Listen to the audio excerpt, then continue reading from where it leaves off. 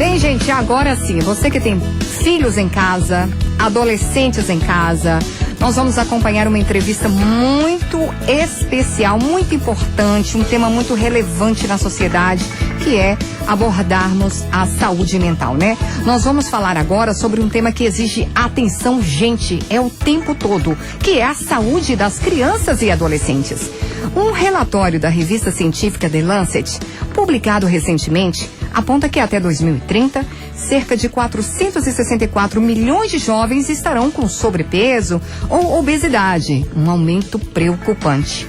O mesmo estudo alerta para a perda de 42 milhões de anos de vida saudável, causado por transtornos mentais como depressão e ansiedade. Agora, no Brasil, especialmente em Minas Gerais, os números seguem essa tendência. Só nos primeiros 4 meses de 2025, os atendimentos em saúde mental infanto-juvenil cresceram 28%. Pois é, gente, para entender melhor esse cenário, nós recebemos o psicólogo e professor Carlos André Moreira. Ele coordena o curso de psicologia da Unifipmoc Áfia e é especialista, entende do assunto infância, adolescência e saúde mental. Professor Carlos André, seja bem-vindo a Itatiaia. Bom dia. Muito obrigado. Bom dia, Jeikla. Bom dia, ouvintes. É um prazer, em nome da Unifipmoc Áfia, eu agradeço a oportunidade de fazer essa conversa com vocês. O prazer é todo nosso, professor. Aproveito e deixe já um abraço para todo mundo da Unifipmoc Áfia, parceira da Itatiaia em Montes Claros. Maravilha. Muito obrigada, seja bem-vindo. Vamos abordar um tema importante na sociedade, né? Sim. Nunca deixa de ser. Nunca deixará de ser, porque é um tema extremamente relevante, né, Sim, professor? Muito. Muito. Os dados mostram um aumento, assim, expressivo nos atendimentos em saúde mental entre crianças e adolescentes aqui em Minas, mas não só em Minas, no Brasil todo. Correto? Agora a gente fica pensando, eu fico pensando, eu como mãe, será se esse problema de saúde mental tem a ver, assim, com a escola? Por que eu fico pensando sobre isso, professor? Porque geralmente nessa faixa etária, né, os estudantes começam a encarar, assim, as primeiras frustrações dentro da escola. E a escola costuma ser um ambiente, costuma ser um dos principais espaços, assim, de socialização. Eu estou correta em pensar sobre isso? Certamente, Jeikla. Os dados, né, da pesquisa da revista The Lancet, eles são muito importantes, eles são dados, assim, mais globais, né, mundialmente estabelecidos. Entretanto, a gente pode reportá-los para um cenário mais, né, local, Montes Clarense. Eu acho que esses dados, assim, indicam, né, por um lado, que os serviços, né, assim, têm melhores condições de apurar essas dificuldades, né, e essas dificuldades se transformam nesses índices que vão orientar políticas públicas, avanços teóricos, avanços clínicos.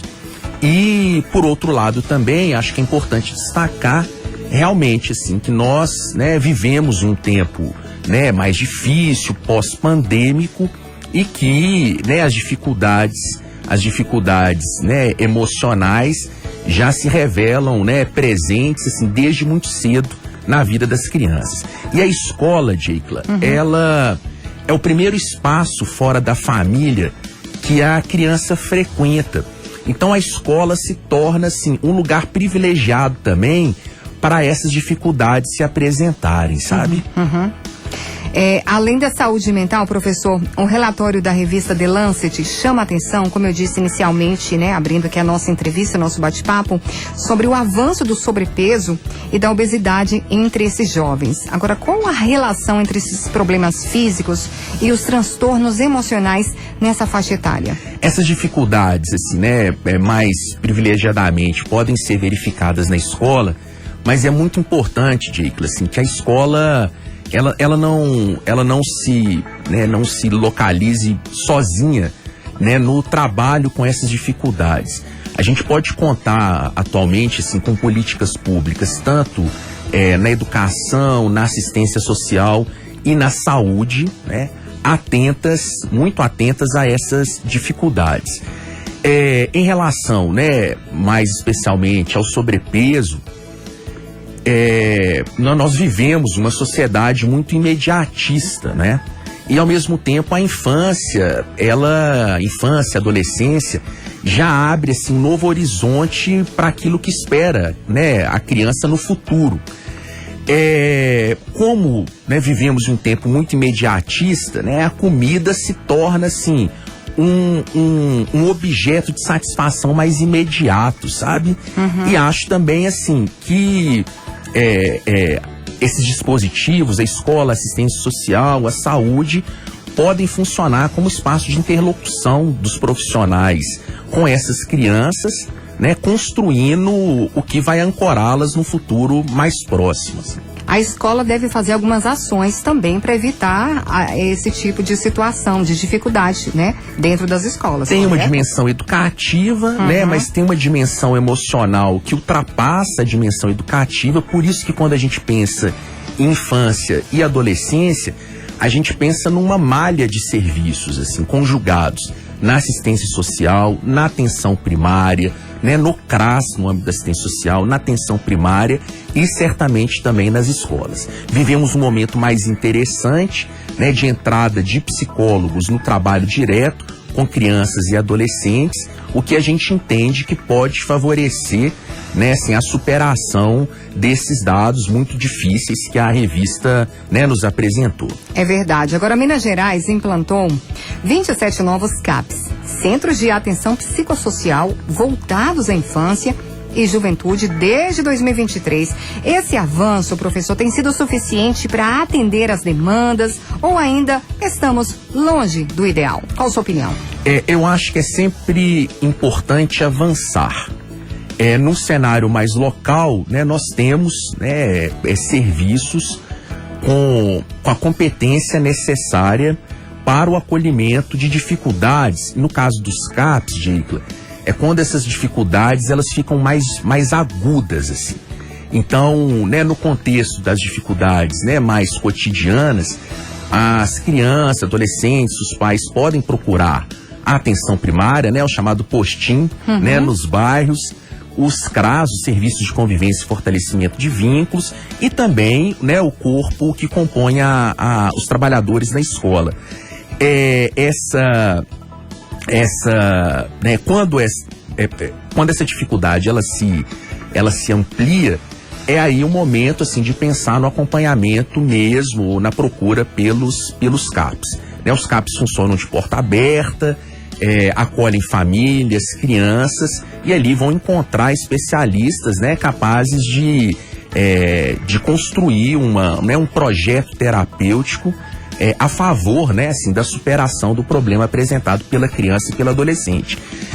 Nós temos serviços suficientes, mas eu acho que, de fato, assim, é sempre muito importante pensar na ampliação, né? Quanto mais serviços, quanto mais ocasiões de palavra para as famílias e para as crianças, né, relatarem suas dificuldades, projetarem seu futuro, a sua caminhada na vida, mais interessante uma cidade pode ser.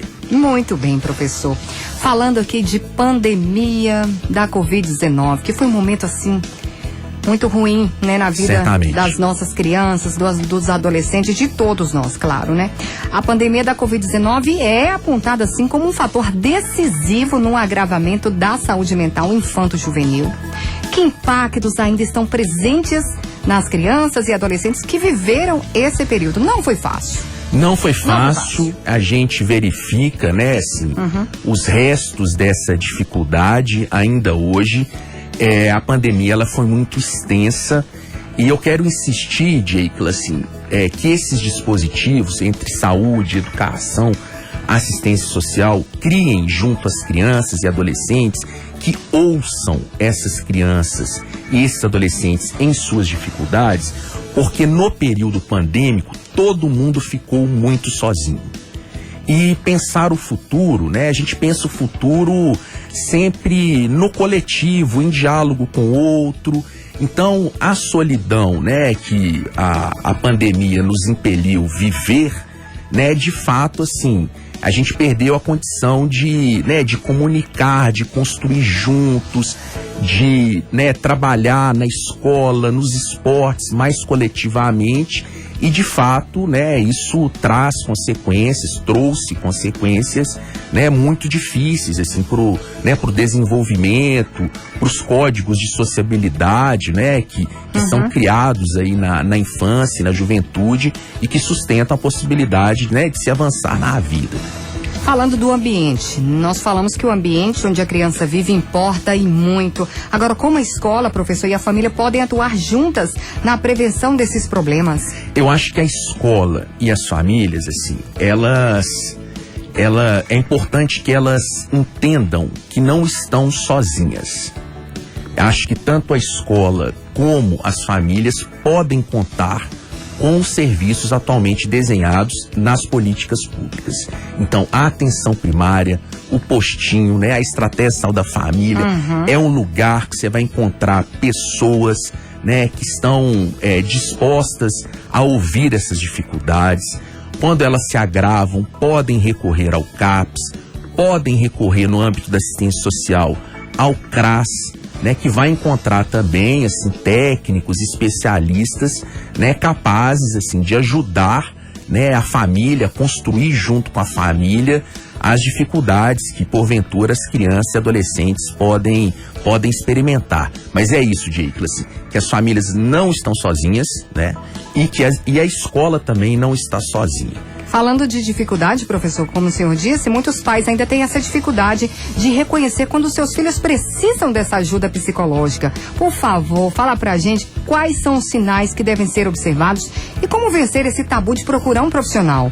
Eu penso que, né, assim, um sinal sem alarmismo, sabe, Jake, assim, sem alarmismo, sem adoecer, né, aspectos que fundamentam mesmo o processo de desenvolvimento da criança e dos adolescentes, sem, né, uma dimensão alarmista, mas, né, se algum elemento preocupa, alguma mudança mais brusca, assim, né, no modo como se levava a vida até então, eu acho que a gente já está no momento, assim, que a psicologia, né, os serviços de saúde mental já estão mais desmistificados, né, e você vai encontrar nesses espaços, né, no campo da psicologia, né, pessoas preparadas, assim, né, a ajudar, a construir pontes, né, pontes para o futuro, assim. E é importante o ouvinte que está acompanhando a Itatiaia, o senhor que coordena o curso de psicologia da Unifip-Moc, tem atendimento lá, né? Tem atendimento lá. A AFIA tem um compromisso social muito bem estabelecido. Parabéns. E esse compromisso se revela nos serviços oferecidos no NASP, né, que é uma clínica acadêmica multidisciplinar. No âmbito da psicologia, no âmbito da saúde mental, nós temos o plantão psicológico que funciona de segunda a sexta em 3 turnos, né, para contemplar, assim, né, o tempo apertado de todo mundo. Além do plantão psicológico, nós oferecemos acompanhamento psicológico no âmbito do NASP. Nós temos também, né, os projetos de extensão, né, no âmbito mesmo da formação curricularizada, que presta, né, dá mostras, assim, à sociedade do compromisso social, no caso da psicologia, no âmbito da saúde mental para a cidade de Montes Claros. Muito bem, professor. Agora uma pergunta que não quer calar, porque é extremamente importante, apesar da crescente demanda, o financiamento para políticas públicas da saúde mental ainda é limitado. O que o senhor acredita que deve mudar, principalmente em regiões mais vulneráveis? Para a gente finalizar essa entrevista. A The Lancet, ela aponta, assim, que tem uma desproporcionalidade em relação às dificuldades, né, da infância e juventude e o financiamento global, né, para a superação dessas dificuldades. Eu acho que a gente já viveu cenários, né, historicamente, assim, muito mais difíceis, né? Eu acho que internacionalmente, cientificamente, né, nós construímos, assim, uma orientação para atenção especial à infância e juventude, que está estabelecida, inclusive, no Estatuto da Criança e Adolescente, né, a partir do princípio do melhor interesse da criança. Então, essas balizas fundamentam as políticas públicas estabelecidas. Então, assim, né, existe uma limitação, ao mesmo tempo já temos conquistas, né, já fizemos conquistas importantes, mas é sempre importante reivindicar, né, mobilizar para que a gente sofistique né, atenção à infância e juventude na nossa cidade, na nossa região. Muito bem, importante demais foi sua presença aqui nos estúdios da Rádio Itatiaia. Eu também. agradeço mais uma vez, Volte Jeicla. outras vezes. Muito obrigado, volto Tá? sim, só convidar. Muito obrigado. Muito obrigada pelas orientações, nós agradecemos muito, professor. Deixo um abraço a você e a todos os ouvintes. Muito obrigado. Muito obrigada, nós que agradecemos. Ouvimos o professor Carlos André Moreira, ele que coordena o curso de psicologia da Unifip Moquiaf. Um abraço para os nossos parceiros, muito obrigada. Ele que é especialista em infância, adolescência e saúde mental. E um abraço para nossa amiga também. Cibele, muito obrigado Cibele. pelo apoio. Nossas relações, né? Cuida das nossas relações públicas. Sempre me tão acompanhando atenciosa, aqui. simpática. Muito. Né, uma excelente profissional. Muito obrigada pela sua presença Estive aqui também. muito bem acompanhado. Aham. Muito obrigado. Nós que agradecemos. Obrigada, professor. Desejamos um ótimo dia.